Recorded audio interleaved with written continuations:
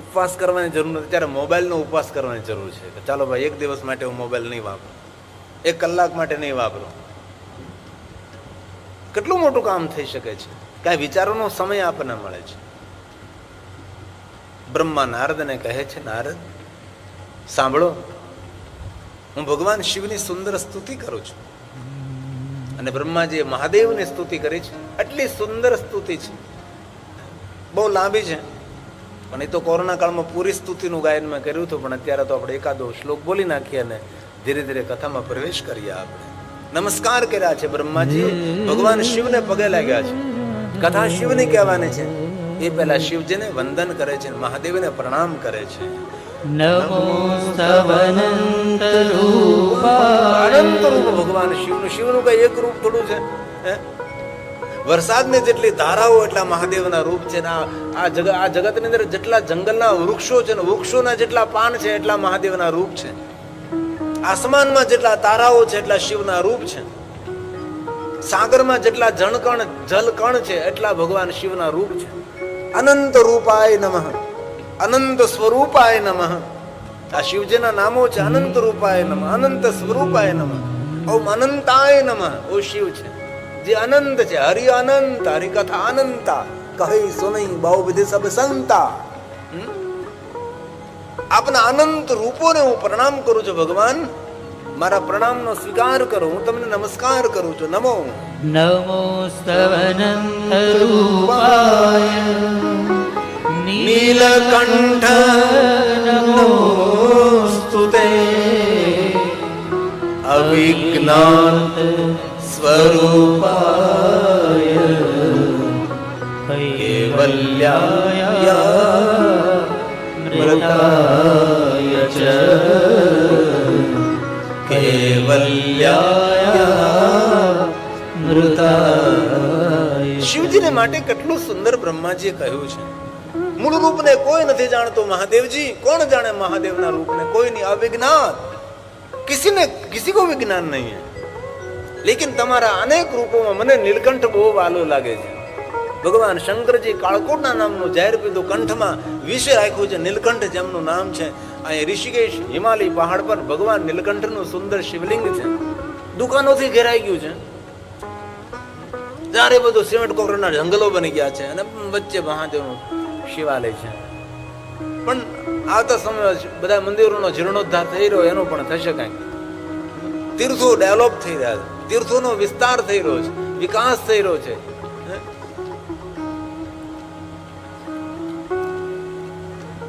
વધારે તો નથી કહેતો, પણ ખૂણે ખાંચકેથી માળી સમાજને ગોતીને સંગઠિત રહેજો. સમાજ ભણી ગણીને શિક્ષિત બને જરૂરી છે, પણ તેના કરતાં સમાજનું રક્ષા થાય એ પણ બહુ જરૂરી છે. આપણા સમાજના કોઈ પણ માણસને કાંઈ પણ પ્રકારની તકલીફ પડે, એક એક સમાજનો માણસ એની પડખે ઊભો હોવો જોઈએ. કલિયુગે શક્તિ સંગે, કલિયુગની શક્તિ સંગઠનમાં છે.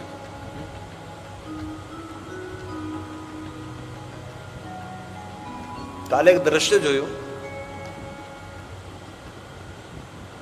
એક સિંહ હોય છે, જંગલી કૂતરાનો શિકાર કરતો હોય છે. જંગલી કૂતરા આવે, જેને આપણે નાર પણ કહી શકીએ છીએ, તેનો શિકાર કરતો હતો. આ સિંહને ખબર નહીં કે આની સાથે આખું ટોળું છે, અને આખું ટોળું આવી પડ્યું, સિંહને ભારે પડી ગયું. ચારે બધું થઈ, જંગલી કૂતરાઓ સિંહને પકડી લીધો છે. અને નીચે લખેલું હતું, આ સંઘની શક્તિ છે, સંગઠનની શક્તિ છે. સિંહ જેવાને પણ છૂથી નાખે. તેથી આ તમે જે હરિદ્વારમાં કથા કરી એ પણ એક પ્રમાણ તો છે ને, તમારા સંગઠનનું પ્રમાણ છે ને. તમે સંગઠિત છો તો આ તમે હરિદ્વારમાં આવીને શિવ કથા કરી શક્યા છો. અને માળી સમાજનો એટલો મોટો કોઈ વિસ્તાર ન હોય, એ સમાજ બહુ નાનો સમાજ હોય ને. કઈ આપણા ગામ એટલો બધો મોટો સમાજ ન હોય. ગામ હોય એકાદ બે ઘર હોય, શહેરો અહીંયા થોડા ઘર હોય. જેવી રીતે અમારો 10 નામ સમાજ, એટલો બધો કઈ મોટો સમાજ ન હોય, નાનકડો સમાજ, લઘુ સમાજ હોય છે. આપણે સંગઠિત નહીં બનીએ તો કૂતરા આપણને ભસતા રહેશે.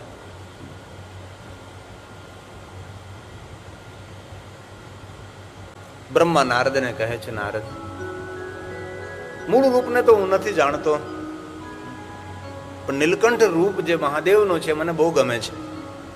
મારું વહાલું સ્વરૂપ છે તે. નારદે બ્રહ્માજીને પૂછ્યું પણ ખરું કે પિતા બ્રહ્માજી, ભગવાન શિવના તો બહુ જ બધા રૂપ છે. ગંગાને ધારણ કરી એ કેટલું સુંદર રૂપ ભગવાન શંકરજીનું છે. નૃસિંહ ભગવાનને શાંત કર્યા એ કેટલું સુંદર ભગવાન શિવનું રૂપ છે. પાર્વતી સાથે સુંદર મંગલ ફેરા કરતા એ કેટલું સુંદર ભગવાન શિવનું રૂપ છે. આવા તો ભગવાન શંકરજીના અનેક અનેક રૂપો. ગજાસુર સાથે યુદ્ધ કરતા હતા, ભીલડી સાથે ભગવાન શિવ નૃત્ય કરતા હતા. આમાંથી એક પણ રૂપ તમે પસંદ ન કર્યું અને આજે એમ કહો છો કે નીલકંઠ રૂપ મને વહાલું છે. શા માટે?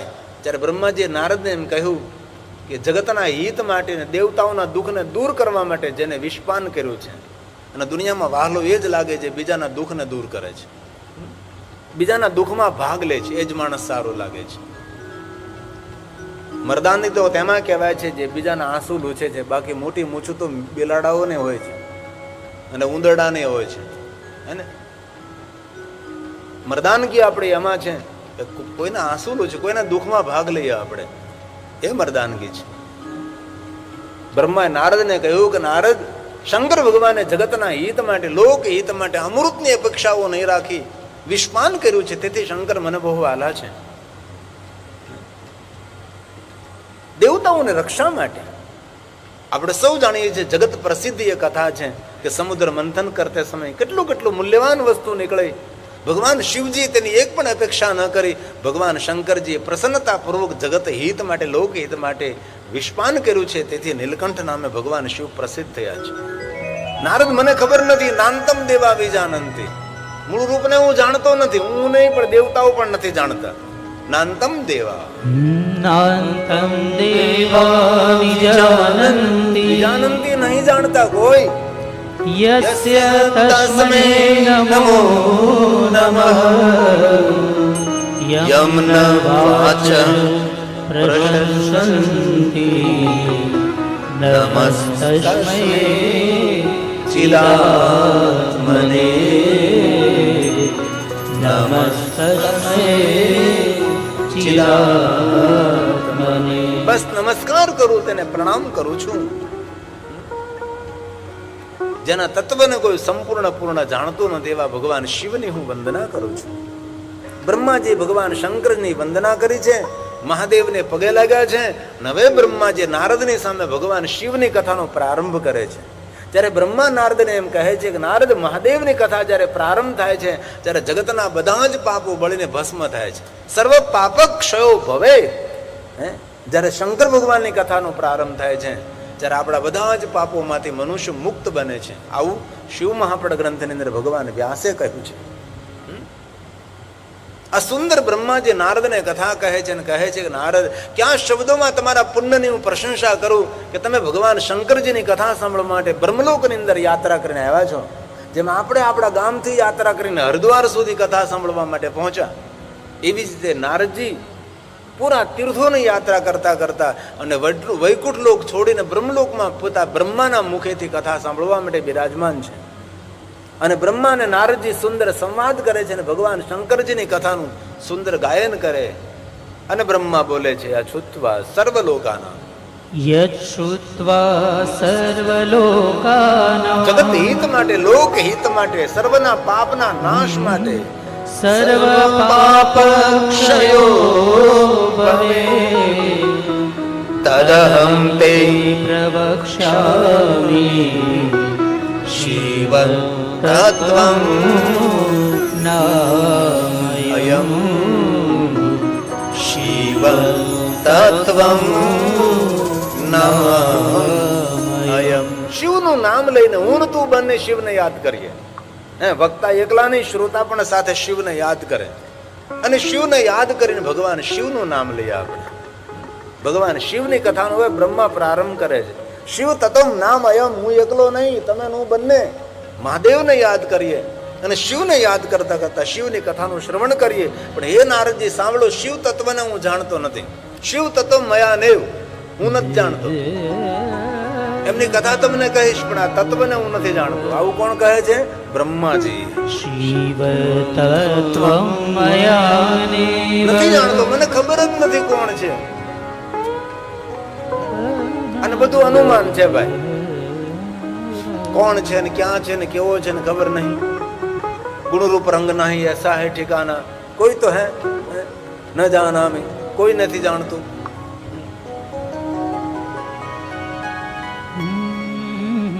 વ્યાસ ભગવાને પણ કહી દીધું ન તવે તદ વર્ણિયામાં, મને ખબર જ નથી કોણ છે. એમનું વર્ણન કરવા માટે મારી પાસે વાણી નથી, મારી પાસે શબ્દો નથી. અને ઈશ્વર પ્રત્યે તો બધી ધારણા છે ને, શ્રદ્ધા અને વિશ્વાસ એ જ એના રૂપ છે. બાકી કોને ખબર ક્યાં હોય ને શું હોય. 8, 70, 80, 90 વર્ષનો 100 વર્ષનું જીવન ભાઈ, આગળ જીવન કહેવાય. દુર્લભ મનુષ્ય દેહ દેહી નામ ક્ષણ ભંગુરા. 100 વર્ષમાં બધું છોડીને જતું રહેવાનું, આ કાંઈ કે જીવન કહેવાતું છે. એટલું જ તે, એટલું જ રહેવાનું હોય. 100 વર્ષ જ. ભગવાને ક્યારે કહ્યું કે આવું કઈ હતો છે, થોડુંક તો વધારો. બ્રહ્મા કે મને ખબર નથી કોણ છે, ક્યાં છે ને કેવો છે. આ બ્રહ્મા બોલ્યા, બહુ સુંદર શ્લોક છે.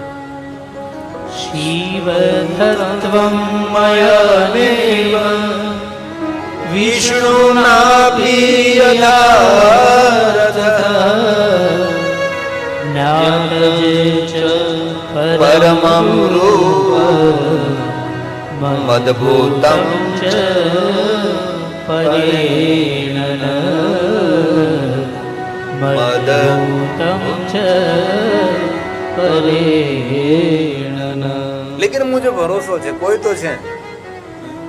જ્યારે મહાપ્રલય આવે ત્યારે કાંઈ રહેતું નથી, પણ એ તો રહે જ. મહાપ્રલય કોને કહેવાય? પૃથ્વી પણ ન રહે અને મહાપ્રલય કહેવાય.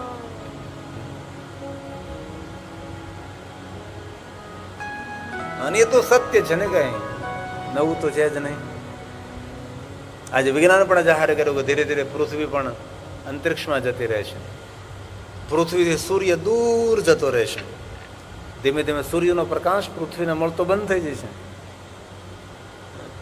ધીરે ધીરે સમંદર ધરતી પર આવતો થશે. ધીરે ધીરે સમુદ્રનું પાણી પણ સુકાઈ જશે.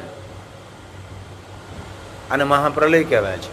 ન તારકમ ન સૂર્ય ન ચંદ્ર કુછ ભી નહીં, કાંઈ નથી રહેતું. નષ્ટો સ્થાવર જંગમે સબ કુછ મહાપ્રલય કાલે છે. મહાપ્રલય કાલે ચ નષ્ટે સ્થાવર જંગમે આસીતમોમયં સર્વં મનર્ક ગૃહતારકં મનર્ક ગૃહતારકં. બધું સમાપ્ત. चंद्रमा नहो रात्रम, अचंद्रमा ने चंद्रमा रहेगा, ने रात्रि रहेगी, न कोई अग्नि रहेगा, ने जल रहेगा, न स्थल रहेगा, कुछ भी नहीं. अहम निर्विकल्पो निराकार रूपो, कुछ भी नहीं रहेगा.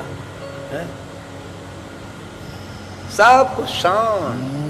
ये महाप्रलय जયારે આવે ત્યારે એ શિવ તો નિરંતર રહે છે. જે તત્વનું વર્ણન વેદ પુરાણ પણ કરી ન શકે એ તત્વ નિરંતર રહે છે. જે તત્વનું વર્ણન અવિદ્યતે ચકિતમ ચકિત મતલબ ભયભીત થવું, સચકિતમ. વેદ પણ એ તત્વને જાણવા માટે પ્રયાસ કરે છે. વેદોની વાણી પણ ત્યાં અટકી જાય છે. બ્રહ્મા નારદને આ તત્વની વાત કરે છે. યદસ્તિ શ્રુતિ પુનઃ શ્રુતિ પુનઃ એમ કે વારંવાર એમ કહે છે, ખબર નથી કોણ છે, પણ કોઈ છે. કોણ છે? સત્ય જ્ઞાન અનંતમ છે. કોઈ સત્ય સ્વરૂપ પરમાત્મા છે.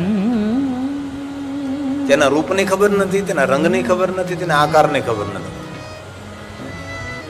ઈશ્વર શ્રેષ્ઠ કવિ છે અને પોતાને લખાયેલી કવિતાનો ખુદ પોતે અભિનય કરે છે. અને એ પ્રકૃતિ છે. આપણે જે નજરે જોઈએ છે એમની કૃતિ છે, એમની પ્રકૃતિ છે. કથા તો ઓઠના પડદાઓને ખોલીને વાણીના દ્રશ્યો ભજવવાની વાત છે. અનુભૂતિ તો કંઈક જુદી જ હોય છે.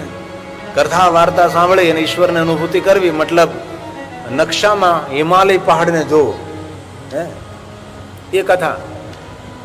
હિમાલય પહાડની અનુભૂતિ ક્યારે થાય? તમે હિમાલય પહાડની યાત્રા કરો ત્યારે ખબર પડે ક્યાં હિમાલય પહાડની છટ્ટાનો, ક્યાં ઊંચા ઊંચા પહાડો, ઊંચે ઊંચે પર્વત.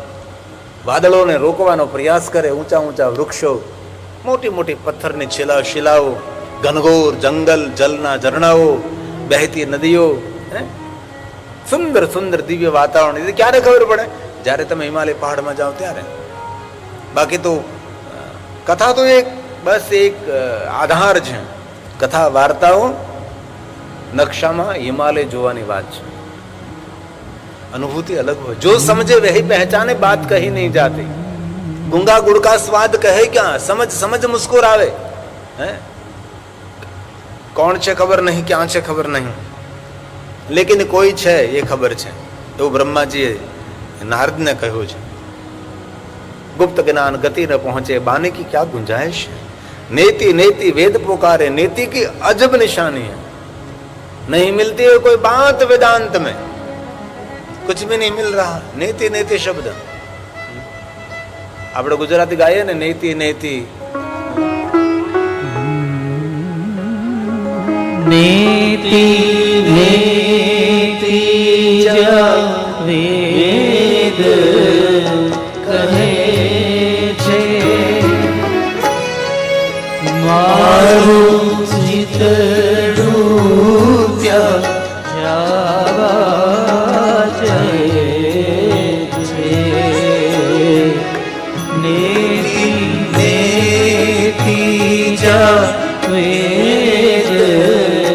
કહે છે, મારું ભીતરું ત્યાં જાવા જાય છે. સારા જગમાં છે તું વસુધારામાં હું શક્તિ આપો.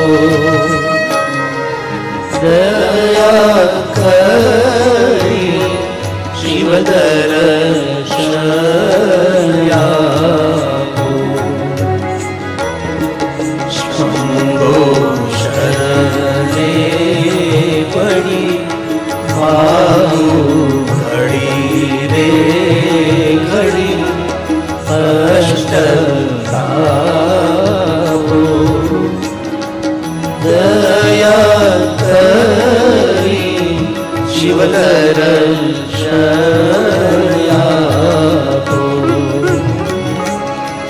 દયા કરી શિવ દર્શન આપો. બ્રહ્માએ નારદને કહ્યું છે, નારદ ખબર નથી કોણ છે, ક્યાં છે, કેવો છે, ક્યાં બેઠો છે, શું કરે છે, તેની કાંઈ ખબર નહીં. હું જાણતો નથી એ તત્વને, એ તત્વથી હું વંચિત છું. આવું બ્રહ્માજીએ નારદને સમક્ષ સ્વીકારી લીધું છે કે આ પરમ તત્વને, આદિ તત્વને હું નથી જાણતો, મને કાંઈ ખબર નથી. અહમ નિર્વિકલ્પો નિરાકાર રૂપો વિભૂર વ્યાપ્ત. જગતમાં, જગતની અંદર જે ફેલાયેલું તત્વ છે. તુલસીદાસે પણ એ ગોસ્વામીજીએ કહ્યું, નેતિ નેતિ વેદ નિરૂપણ. આ શબ્દ પ્રસાદ રામચરિત માનસનો છે, તુલસીનો છે. જે બ્રહ્માજીએ કહ્યું રામચરિત માનસમાં એ જ વાત કહી છે. કોઈ રૂપ સ્વરૂપનું વર્ણન ન કર્યું. બસ કોઈ છે, કોણ છે ખબર નથી, કોઈ છે, એ કોણ છે? નેતિ વેદ નિરૂપા. વેદમાં ક્યાં નિરૂપણ કર્યું? બસ એટલા શબ્દો ખાલી, નેતિ નેતિ. તું હી કોઈ છે? આટલો ભરોસો આવી જાય ને કે કોઈ તો છે જ. હું ભાઈ આ સૂર્યને પ્રકાશિત કરનારો છે, સુંદર વૃક્ષોને ઉગાડનારો છે, ધરતીને સ્થિર રાખનારો છે, બ્રહ્માંડનું સંચાલન કરો કોઈ બ્રહ્માંડ નાથ છે, કોઈ ભગવાન છે. એવો ભરોસો થઈ જાય ને તો બેડો પાર થઈ જાય. પણ આપણને તો ક્યારેક છે ને ક્યારેક નથી, એવું બધું હાલ્યા કરે છે. શ્રદ્ધા ખંડિત નહીં, અવિરત શ્રદ્ધા, નિરંતર શ્રદ્ધા. જે નરસિંહને મળે, મીરાબાઈને મળે, તુકારામને શ્રદ્ધા મળે, જલારામને મળે, અનેક એવા મહાપુરુષો જયા છે. અખંડ શ્રદ્ધા મળે, ખંડિત નહીં, અખંડ ભરોસો મળ્યો એમને. એ પરમાત્મા છે, ઈશ્વર છે. તેથી તુલસીએ કહ્યું બસ એક શબ્દ છે મારા માટે, પરમ તત્વ માટે. નેતિ જેહી વેદ નિરૂપા નિજાનંદ નિરૂપાધિ અનુપા. કેટલો સુંદર શબ્દ આપ્યો, અનુપા. જે આપણે ધારીએ એવો ઈશ્વર હોય કે ન હોય એ આપણને થોડી ખબર છે. એ તો આપણી ધારણા છે ને. આપણે ઈશ્વરને ક્યાં રૂપમાં જોઈએ? આપણા જેવા.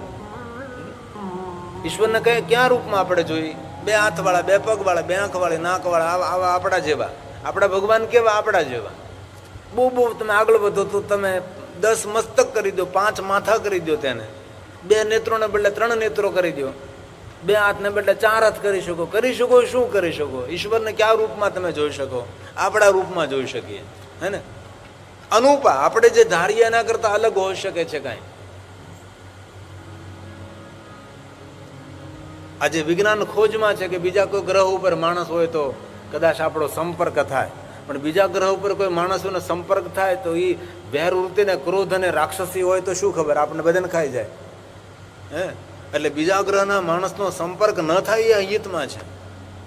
કદાચ કોઈ ગ્રહના માણસો સારા પણ હોઈ શકે, શું ખબર? દયાવાન પણ હોઈ શકે, પણ નિર્દય પણ હોઈ શકે છે, આપણને નુકસાન પણ પહોંચાડી શકે છે. તેથી વિજ્ઞાન એમ કહે છે કે બીજા ગ્રહના માણસનો સંપર્ક કરવો આપણા હિતમાં નથી. કારણ કે સૃષ્ટિ ધરતી પરની સૃષ્ટિ અનેક સ્થાનો પર સૃષ્ટિ છે, અનંત સૃષ્ટિ છે. આજે એ વાંચવા બેસે ને સાંભળવા બેસે તો આપણો આમ મગજ આપણું કામ કરતો બંધ થઈ જાય એવું અંતરિક્ષ. અવકાશ યાત્રીને આપણે ગુજરાતી કેટલા સમયથી અંતરિક્ષમાં ફરે છે, પૃથ્વી મળતી નથી, બોલો એમ. હવે એકાદ મહિનો એની અંદર રહી શકશે. એકાદ મહિનામાં જો પૃથ્વી એને મળી જાય તો ધરતી પર આવી શકે પાછી, બાકી આકાશમાં તરતા રહે એ લોકો, અંતરિક્ષની અંદર એ લોકો જતા રહે. કેવી અજબ ગજબ! ક્યાં અંતરિક્ષમાં, ક્યાં પેસમાં પહોંચી જાય. જ્યાં પૃથ્વીનું ગુરુત્વાકર્ષણ બળ હોય એ ઓછું થઈ જાય. ઓછું થઈ જાય ને, 0 થઈ જાય છે. એ દુનિયા છે. તેથી બ્રહ્માજી કહે છે, નારદ, એ તત્વને હું જાણતો નથી, તેથી બ્રહ્મને નહીં, બ્રહ્મ બીજને હું પ્રણામ કરું છું. આ બ્રહ્માજી જે વંદના કરી છે કેટલી આમ સૂઝ અને સમજણ ભરેલી વંદના છે.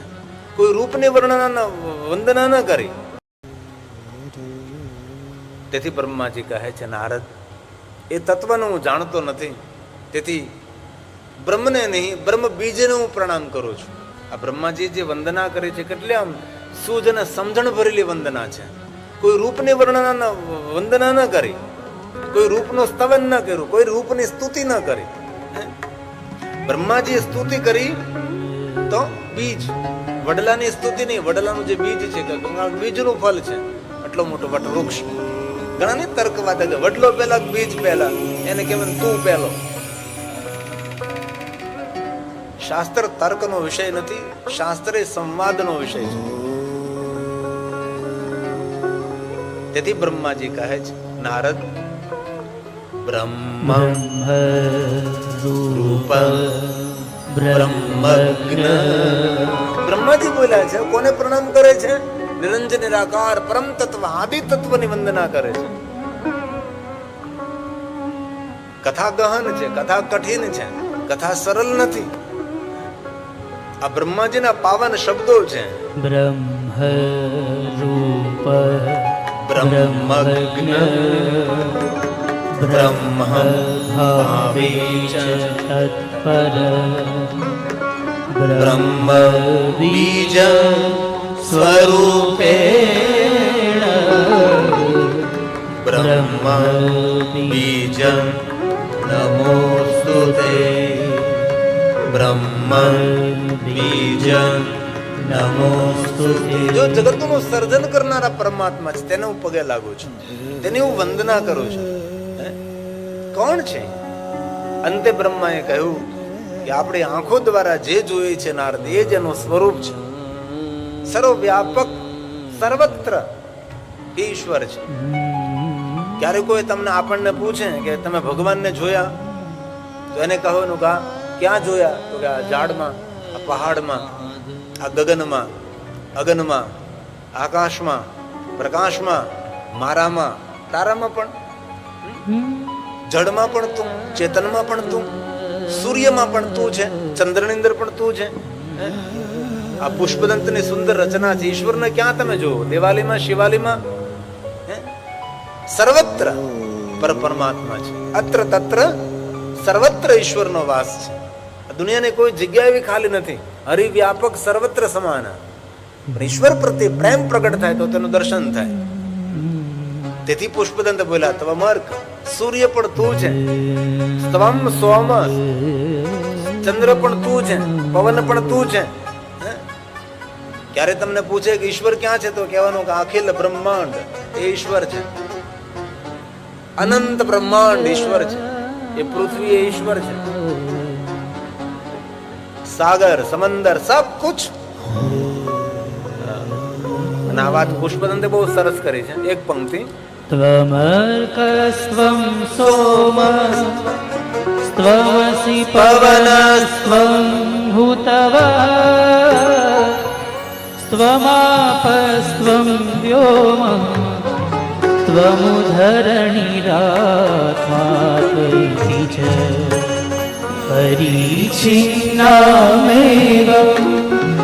ત્વયિ પરિણતા બિભ્રતિગિરં ન વિદ્મસ્તતત્વં વયનિહતુયવં ન ભવસી. ઈશ્વર ક્યાં છે? તો એને પ્રશ્ન કરવાનો, ઈશ્વર ક્યાં નથી? એ સૂર્ય, એ ચંદ્ર, એ વાયુ, અગ્નિ, સાબ કુછ ભગવાન. ભવ, સર્વ, રુદ્ર, પશુપતિ, ઈશ્વરનું સ્વરૂપ છે. આ તત્વને સમજાવે છે બ્રહ્માજી, સ્વયં નારદને સમજાવે છે.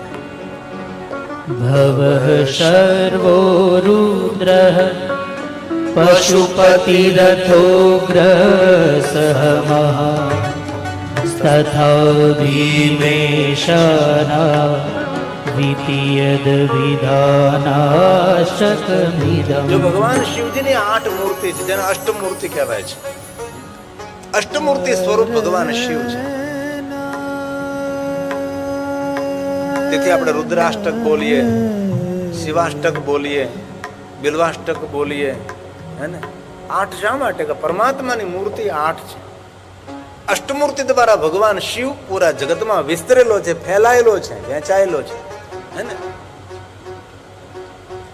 અષ્ટમૂર્તિ સ્વરૂપ ભગવાન શિવ છે. આ પૃથ્વી પણ કોણ છે? એ શિવ તો છે. આકાશ કોણ છે? એ શિવ છે. જલ કોણ છે? શિવ છે. અગ્નિ શિવ છે. આત્મા પણ શિવ છે. અષ્ટમૂર્તિમાં આત્મા પણ આવી જાય છે. આ પરમ તત્વની વાત છે. સર્વો ભવસ તથા રુદ્ર જો ક્રમશઃ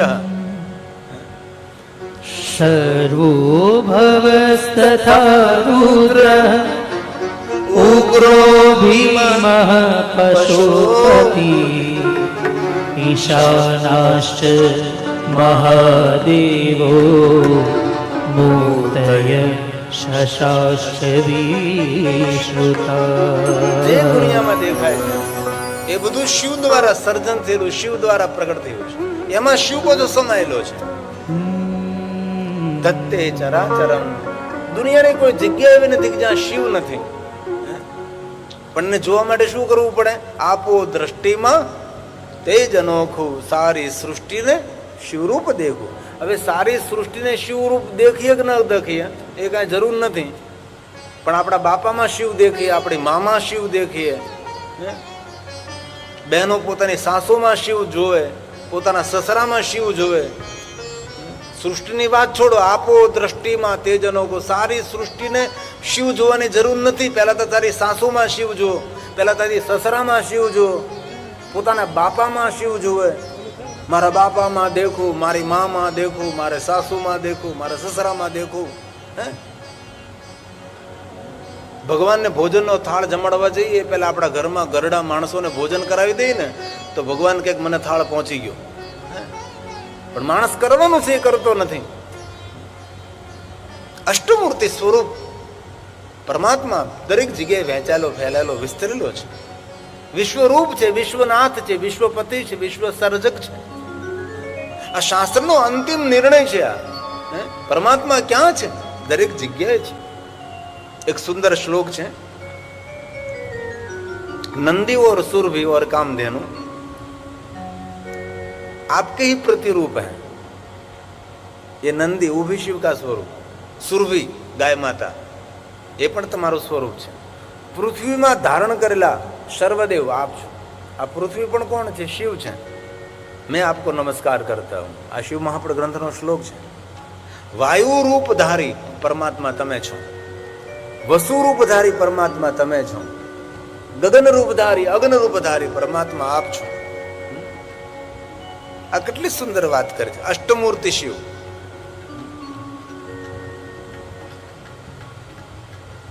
આ ભગવાન શિવ છે. તેથી દેવાલયમાં શિવાલય પૂરતી સીમિત ભગવાન શિવ નથી. આ એક બ્રહ્માંડ પૂરતી શિવ સીમિત નથી. અનંત કોટી બ્રહ્માંડમાં રચાયેલો અને વિસ્તરેલો ભગવાન શિવ છે. ગઈકાલે મેં આપ્યું હતું. શર્વાય શિતિ રૂપાય નંદી સુરભય નમઃ. સુંદર શ્લોક છે, શિવ મહાપુરુષ ગ્રંથનો છે. આ પહેલી વાર આપ્યો છે. અષ્ટમૂર્તિ શિવ. આ ભગવાન વ્યાસજીએ આ તો બહુ થોડા શબ્દોમાં તમારી આગળ વર્ણન કરું છું. એટલો વિસ્તાર છે, એટલો વિસ્તાર છે, અનંત વિસ્તાર છે. સર્વાય શિતિરૂપાય. આ ભગવાન વ્યાસની રચના છે. ક્યારે કોઈ આપને કહે કે ભાઈ શિવ ક્યાં છે, તો એને તમે કહી શકો ક્યાં નથી. ઘણા માણસો એમ કે શિવ તત્વ જાણવું ને સમજવું બહુ કઠિન. કાંઈ જાણવું સમજવું કઠિન નથી, બહુ સરળ છે, પણ સ્વીકારવું કઠિન છે. મિત્રમાં શિવ છે, શત્રુમાં શિવ છે. जिधर देखो इधर तू ही जहां जहां नजर मारी फरे છે યાદી ભરી છે આપની. ખૂનીના ખંજરોમાં તો આમાં દુઃખ ક્યાં વ્યક્ત કરું? ખંજર મારી રહ્યો એ તું છે, ખંજર ખાઈ રહ્યું એ પણ તું છે. આમાં દુઃખ ક્યાં વ્યક્ત કરું ને ક્યાં સુખની અનુભૂતિ કરવી?